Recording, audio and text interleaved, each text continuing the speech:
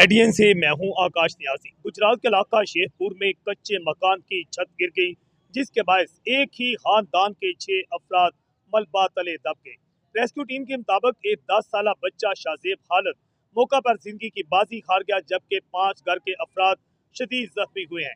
इन 5 अफराद में बताया गया है कि 5 साल फैजान हालत और 2 बच्चियां, जिनमें 8 साल कोमल हालत और 9 साल कंजा हालत शामिल है, जबकि उनका वालिद 40 साल जो है हालत मजीद, उसकी टांग फ्रैक्चर हुई और उनका जो नाना है वो भी शदीद जख्मी हुआ। खान बहादुर भी शमील।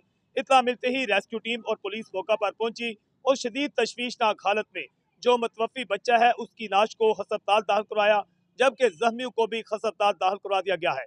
इससे पहले भी जिला गुजरात में होने वाली बारिशों के बायस भारी माली नुकसान भी हुआ, जबकि जानी नुकसान भी हुआ है। और शेखपुर में मतवफी बच्चे की नाच जो है बुरसा के हवाले कर दी गई, जिसे अबाई इलाका के कब्रिस्तान में सुपुर्द खाक कर दिया गया है। एडीएन से मैं हूं आकाश नियाज।